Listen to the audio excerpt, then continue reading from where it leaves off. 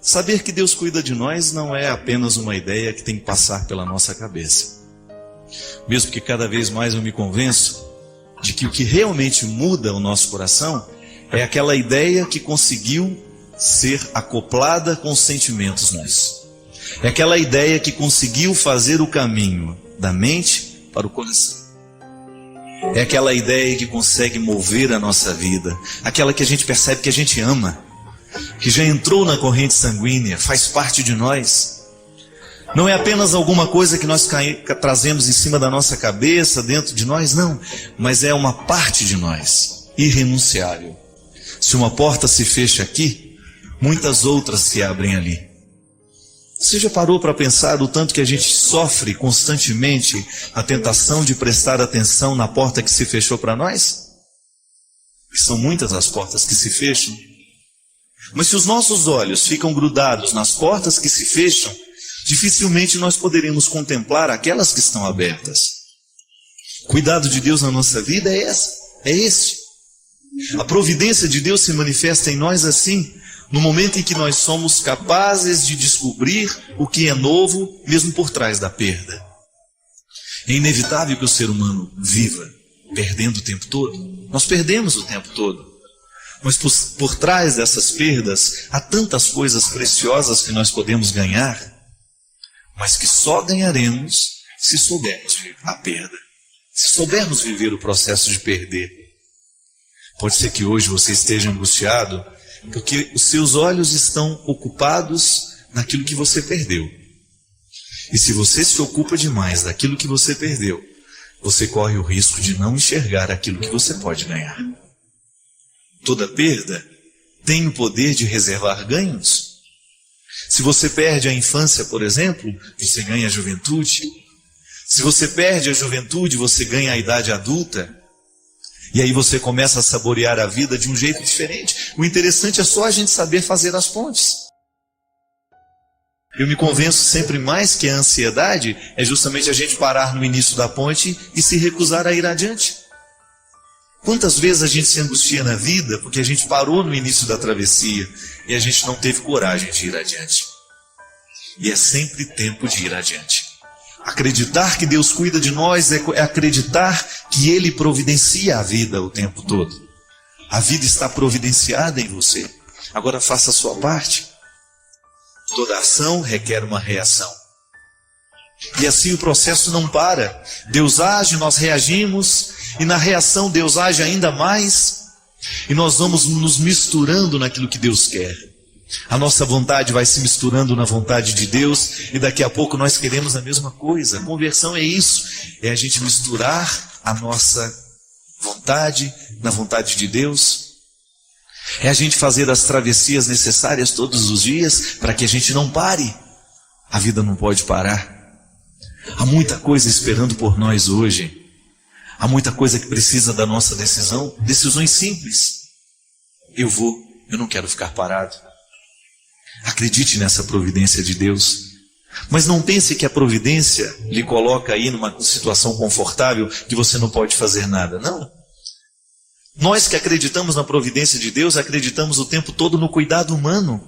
São duas realidades que se dão juntas. Deus providencia, mas o ser humano cuida daquilo que Ele providenciou. E à medida que cuida, a providência se multiplica. Porque toda vez que Deus providencia alguma coisa na nossa vida, se nós não cuidamos daquilo que Ele providenciou, corre-se o risco de morrer a providência e a gente não tem mais. Não é que Deus não quer dar, é que a multiplicação da providência depende do cuidado. À medida que nós cuidamos daquilo que Deus nos entregou, nós nos multiplicamos. A começar pelos talentos que Ele nos entrega. A providência de Deus, tudo aquilo que Ele lhe entregou como possibilidade. Mas é cuidado humano todo o esforço que você faz para fazer com que o talento se torne realidade concreta em você. Você descobre que você não tem como viver apenas do seu cuidado, mas você também não pode viver só da providência. Se a providência não abraça o seu cuidado, você corre o risco de julgar para Deus toda a responsabilidade que é sua. Quanta coisa deixou de acontecer na sua vida, não porque Deus não quis, é porque você não teve coragem de correr atrás. Quantas coisas bonitas passaram pela sua vida e você não viveu? Não é porque Deus não lhe deu, é porque você não teve coragem de realizar a parte do projeto que era seu. Veja o milagre das bodas de Caná. Jesus poderia ter feito tudo sozinho, mas ele preferiu contar com a ajuda dos outros. É bonito nós pensarmos que Deus solicita a ação humana o tempo todo, minha gente.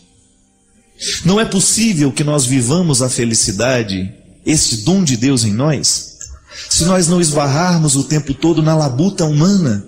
A minha mãe usava esse termo o tempo todo, labuta. Vamos labutar, que vem de labore, né? Trabalho.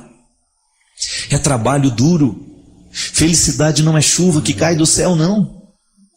Felicidade é chuva que cai do céu, mas que se encontra com uma semente aqui na terra, que é fruto do nosso cuidado. Nós só sabemos que nós amamos à medida que a gente cuida. A gente sabe que a pessoa ama a vida dela é à medida que você percebe que ela cuida da vida que tem. Caso contrário, é conversa fiada. É processo de suicídio lento. Quando você descobre que aquela pessoa está morrendo aos poucos, porque ela deixou de se amar há muito tempo.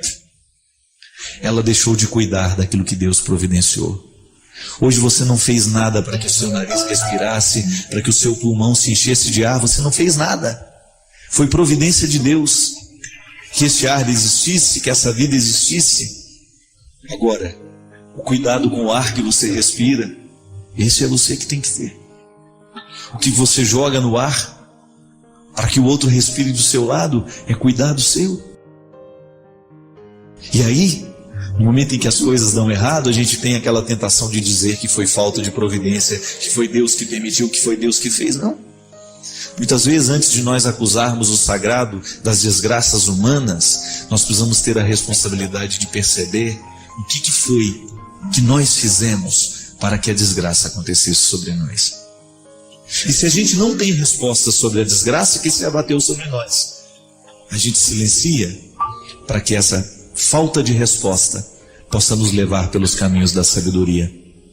E mais uma vez, Deus cuidará de mim, Deus cuidará de você, no momento em que os nossos lábios cessam para as palavras inférteis e a gente começa a escutar aquilo que Deus tem a dizer, mesmo quando não há palavras a serem ditas. Agora, o que vai acontecer depende da nossa capacidade de pegar as talhas, de trazer diante dele e dizer: Senhor, multiplica aquilo que tão pouco eu te entrego. Transforma a água da minha miséria no vinho saboroso da sua vitória. Quem sabe você que esteja aí vivenciando, experimentando tantos fracassos na sua vida, não se contente em levar com você a água do seu fracasso. Ofereça a Deus. E quem sabe Ele providencia a mudança dentro de você, para que este milagre seja possível. São tantos milagres necessários na nossa vida. Nós estamos começando um novo ano. Tantas coisas bonitas podem ser feitas. Tantas coisas bonitas podem ser realizadas. Mas depende de mim, depende de você. Porque o cristianismo é essa participação humana nas virtudes de Deus. Queria aproveitar, outro dia eu recebi um e-mail, eu não tenho ele aqui em mãos, mas eu me recordo que a pessoa estava questionando um trecho da minha pregação lá em Belo Horizonte. E a pessoa dizia que que foi muito bonito tudo que eu falei, mas que eu coloquei uma dúvida no coração dela. Eu estava dizendo que o que nos salva não é o tanto de vezes que nós vamos à missa, mas é o tanto de vezes que o amor demora dentro de nós. Então ela estava me questionando se eu estava relativizando o valor da Eucaristia. De maneira nenhuma, né? O que eu estava dizendo é que o valor da Eucaristia não está no quanto nós repetimos o gesto, mas é no quanto o gesto demora dentro de nós. Mesmo porque um conceito interessante, minha gente, da liturgia eucarística, da teologia que a liturgia nos ensina, é que a missa não termina. A missa é processo de continuidade. O que tem fim é a celebração. Tanto é que o padre nos despede assim: vamos em paz e que o Senhor nos acompanhe. A missa não termina. Eu me lembro que quando era criança escutava a comentarista dizendo isso, e o padre às vezes também dizia: a missa não terminou, vamos em paz e que o Senhor nos acompanhe. Um jeito de nos ensinar que o momento celebrativo ele é apenas um início daquilo que se estende na vida. Tanto é que é cíclico. O ofertório é o momento em que a gente mais entende o processo cíclico da celebração, porque ele é o momento em que nós trazemos as oferendas, isto é, aquilo que é a matéria-prima da vida a ser celebrada. No pão e no vinho estão todas as nossas atitudes que nós queremos que sejam transformadas, todos os nossos ódios, todos os nossos rancores, que nós queremos, junto com o pão e o vinho, sejam transformados no corpo e o sangue de Cristo. É o que o filósofo chamava, Teilhard de Chardin, chamava isso de cristificação do universo. Era bonito que ele compreende todas as realidades, da mais simples à mais complexa, como um processo semelhante. Toda essa realidade está em processo de evolução.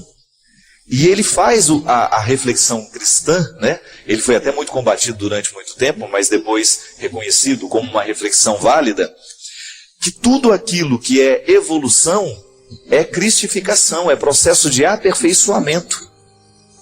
Então a matéria-prima que está sobre o altar é a cristificação. Tudo aquilo que eu coloquei como humano agora vai ser cristificado. E aquilo no final da celebração, no momento em que nós comungamos, é devolvido a nós. Aí a expressão bonita de Santo Agostinho: cristão, torna-te o que és. Recebe aquele que tu és, o Cristo. Então veja bem, o canto de entrada, a celebração, a apresentação das oferendas, o verdadeiro ofertório, depois a comunhão e a continuidade. Veja que é cíclico, a missa não termina.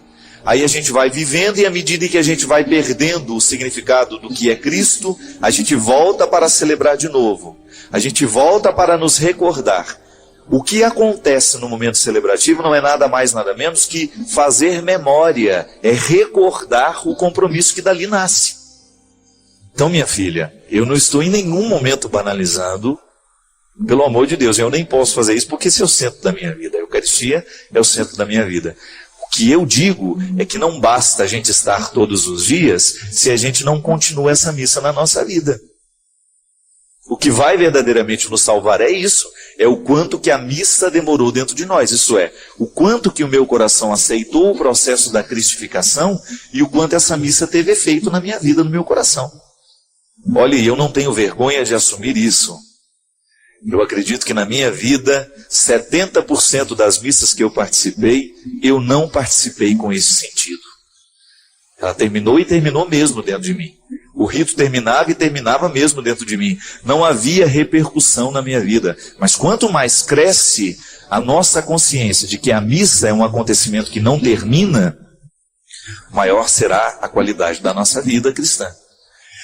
E mesmo porque, já falei disso aqui também, nós não celebramos outra missa, não. Houve uma única que aconteceu na história.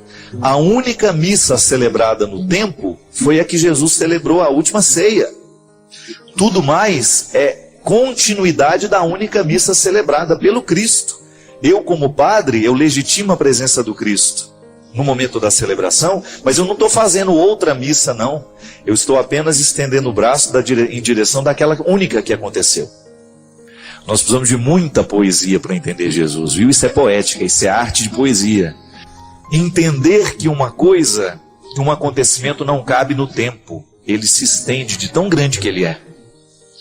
Então, assim como eu estendo os braços em direção a um fato que me tocou profundamente e eu consigo senti-lo de novo na minha vida, isso é fazer memória, isso é você recordar atualizando na sua vida. Então aquela única missa celebrada pelo Cristo com seus discípulos continua acontecendo na história cada vez que nós nos reunimos para recordar o que foi.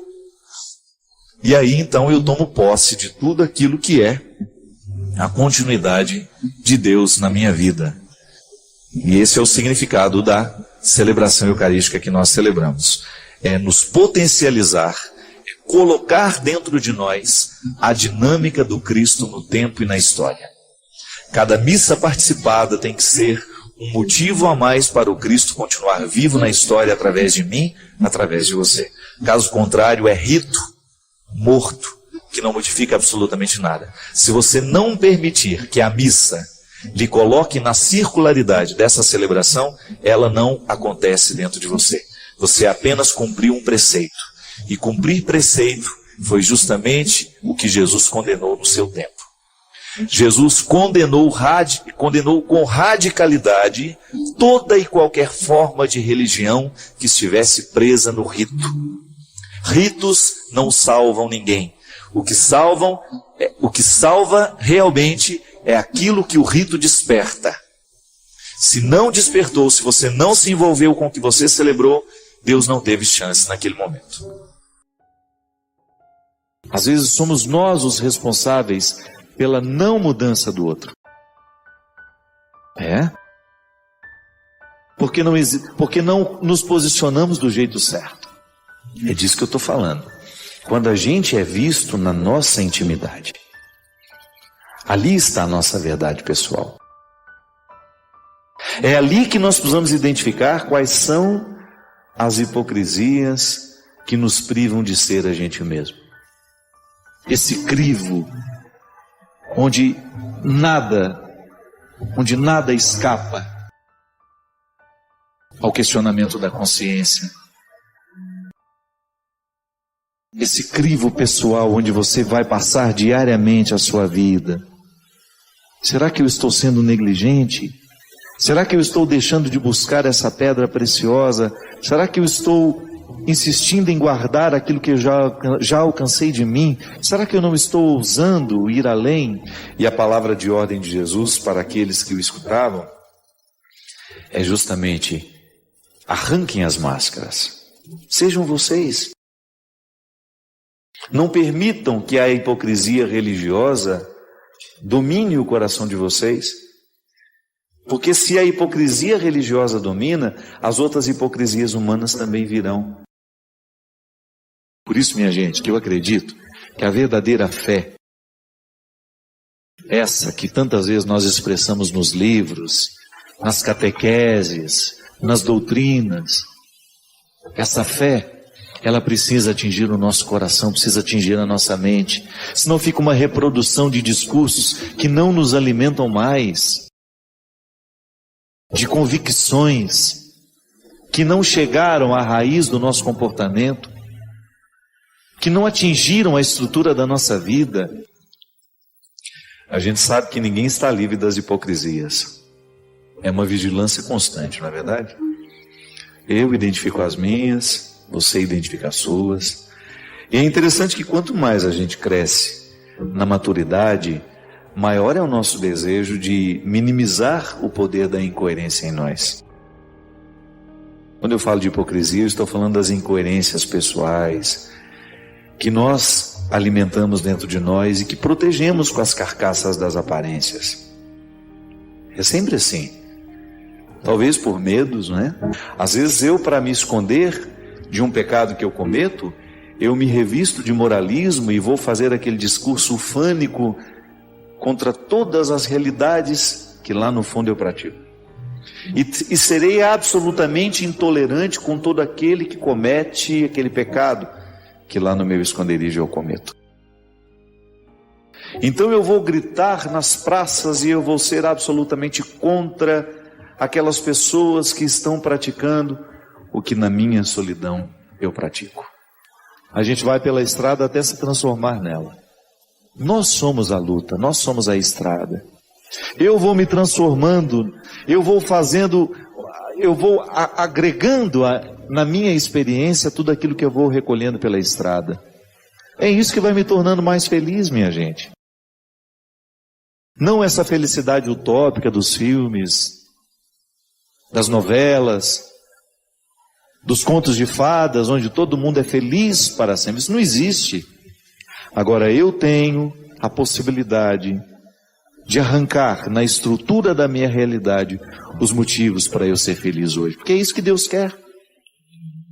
Ai de vós, hipócritas, sois como sepulcros caiados, por fora parecem belos, mas por dentro estão cheios de ossos de cadáveres e de toda podridão.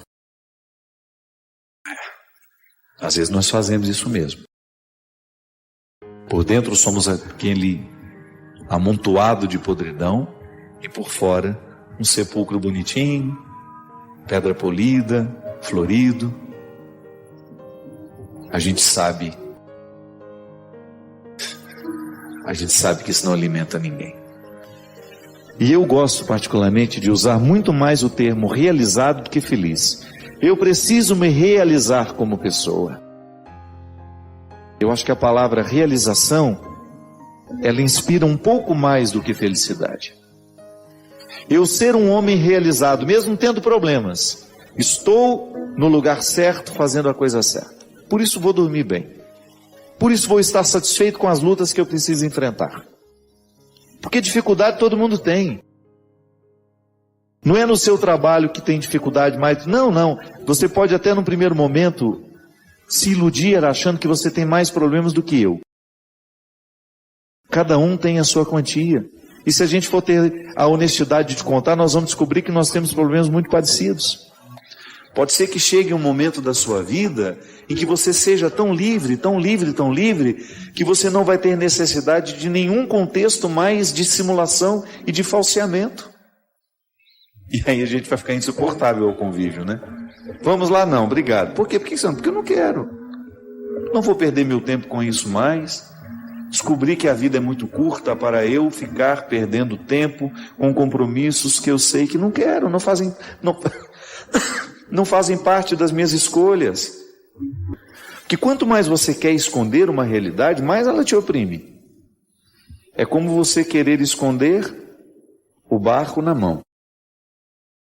Quanto mais você aperta para tentar esconder, mais ele vai vazar pelos dedos. As realidades psíquicas, emocionais que nos oprimem e que nos levam à hipocrisia, que nós não temos coragem de assumi-las, nós não temos coragem de trabalhá-las em nós, são como esse barro que a gente tenta apertar. Então, às vezes você tem aquela pessoa moralista que fica tentando esconder o seu mundo de vergonhas. Aquela pessoa que faz um discurso bonito para os outros, mas vive feio quando está sozinho, vive feio quando está com as pessoas que convivem com ele, com ela. É aquela incoerência entre a vida vivida e a vida experimentada. Desculpe, na teoria, a prática da teoria. Essa vida social intensa que nós temos, né? Como dizia a Aziza na semana passada no programa, né? Me dá o seu celular, o número do seu celular. Eu falei, não, meu celular é para contatos pessoais, ela dizia. Aí a pessoa leva aquele susto. Estabelecer os limites da gente, sabe, do nosso território. Isso é muito saudável. A gente vai alcançando uma liberdade interior que depois vai provocando em nós um desapego. É assim que Deus nos quer, minha gente. Vida perfeita não temos. Comunidades perfeitas não temos. Mas a gente pode ser um bom garimpeiro. E mesmo estando rodeados de pessoas hipócritas, ou mesmo sendo nós o hipócrita na história, mesmo estando rodeados de um meio que nos estimula o tempo todo à busca dessa verdade, mesmo estando nos emaranhados da hipocrisia, da falsidade, nós podemos quebrar esse ciclo. Nós podemos fazer a diferença. Nós podemos enfiar as unhas na realidade e buscar este contentamento, essa satisfação de ser quem a gente é. Por isso que a gente não pode, em nenhum momento, se a gente quiser de fato ser um religioso, com todas as forças dessa palavra, de estar religado a Deus e ao mundo naturalmente, e às pessoas que nos cercam, se a gente quiser ser de fato um religioso sem a força das hipocrisias agindo sobre nós, ou então minimizando o poder dessas hipocrisias em nós, nós teremos de viver o enfrentamento de todos os sepulcros. Na vida, o mais interessante é a gente atingir o equilíbrio. A gente nunca ficar nos extremos. Os extremos, com todo respeito, eles podem representar burrice. Os extremos podem representar limite de inteligência, de reflexão. Mas quando nós misturamos o sobrenatural da vida com aquilo que é o absolutamente natural, então nós começamos a tocar numa realidade humana que você sabe muito bem, você experimenta essa realidade o tempo todo e sabe que nem tudo pode ser explicado a partir dela. Então nós estamos no equilíbrio entre o sobrenatural e o natural, que é justamente o que nos torna pessoas interessantes. Cada vez mais eu me convenço de que as pessoas mais interessantes na vida são aquelas que conseguiram equilibrar o sobrenatural com o natural, que descobriram a beleza de serem humanos e de, sabendo-se humanos, conseguem articular a dimensão divina da vida e começam a eternizar a vida e começam a eternizar os seus dias. Sabe como? Vivendo bem. Porque toda vez que a gente se sabe e se descobre cuidado por alguém, de alguma forma o cuidado que o outro tem por nós desperta um jeito diferente de viver. Eu, por exemplo, quando eu me recordo que a minha mãe me ama, que eu sou importante para ela e que eu faria muita falta na vida da minha mãe, eu desacelero, eu tiro o pé do meu acelerador, eu começo a dar um pouco mais de valor na minha vida. Eu começo a escolher um pouco melhor as minhas alimentações, eu começo a escolher um pouco melhor a minha saúde, porque toda vez que a gente sabe que a gente é importante na vida de alguém, a gente se cuida por causa daquele alguém que a gente sabe que é importante. Talvez seja até uma forma interessante de você qualificar o amor que você tem pelos seus filhos. Se você sabe que a sua vida é importante para os seus filhos, se você sabe que é interessante que os seus filhos tenham um pai por mais tempo, uma mãe por mais tempo, então você se sente na obrigação de cuidar da sua saúde, pelo amor que você tem a eles. Aí você muda os seus hábitos, você muda o seu jeito de viver, você para de se expor ao perigo dos vícios, você para de se expor ao perigo da vida.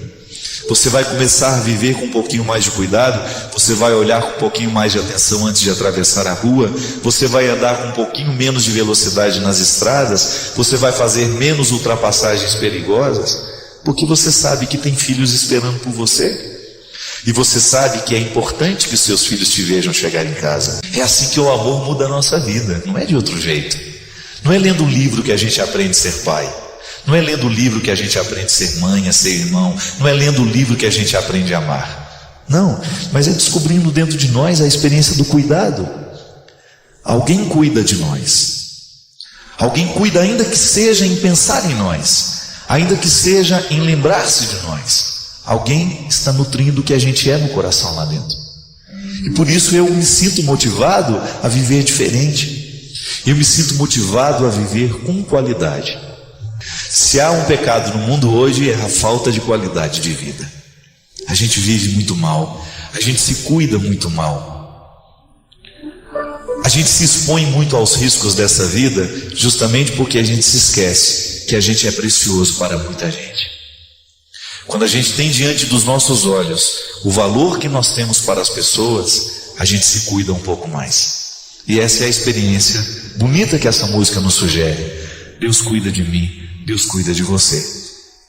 Mas você precisa responder do mesmo jeito que eu. A este cuidado que Deus tem por nós, nós respondemos com o cuidado que nós teremos com a nossa vida. Comece a se perguntar: qual é a qualidade da sua vida? Como é que você tem se cuidado? Como é que você tem vivido? O que é que você tem escolhido para a sua vida? Como é que você tem atravessado as ruas dessa vida? Como é que você tem viajado? Como é que você tem andado? Como é que você tem trabalhado? Como é que você tem se alimentado? Tudo isso Deus passa. Em todas essas perguntas Deus mora, porque no natural nós descobrimos a força do sobrenatural. Nas pequenas coisas, nessas miudezas do nosso dia a dia, nós descobrimos as interpelações de Deus. Está vendo?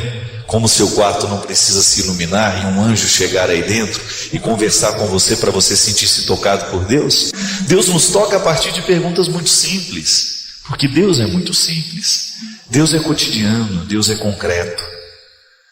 Deus tem cheiro de mãe, Deus tem cheiro de pai, Deus tem cheiro de irmão, de amigo. Deus é vivo e Ele o tempo todo acontece na nossa vida através de pessoas que nós amamos. Quando nós nos sentimos motivados a mudar o nosso jeito de falar, o nosso jeito de sorrir, o nosso jeito de conversar, de amar, de agir, porque a gente sabe que existem pessoas que merecem o melhor de nós. Pode ser que até o dia de hoje você tenha vivido dando só um pouquinho do que você é. Não se economize não, porque nessa economia você perde. Você economiza, mas você perde muito mais do que ganha. Agora, quando a gente melhora o nosso jeito de ser e oferece ao outro um ser com mais qualidade, mais qualificado, você pode ter certeza que o primeiro a ser beneficiado com tudo isso é você mesmo.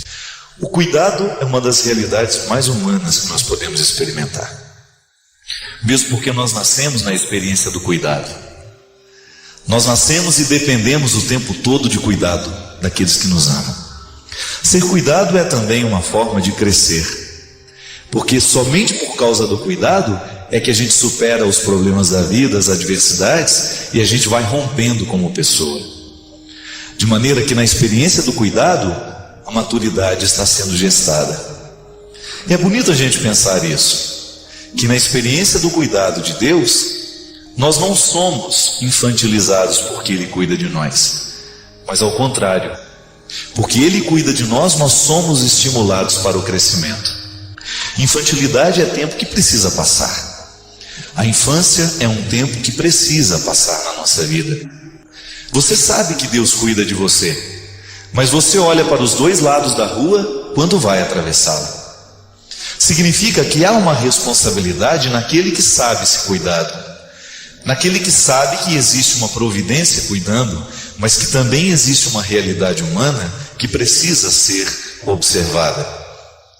Aí está a beleza da religião, minha gente, em saber que existe o dom sobrenatural, mas que também existe o dom natural, e que a verdadeira religião é aquela que consegue estabelecer os laços do sobrenatural com aquilo que na vida é natural.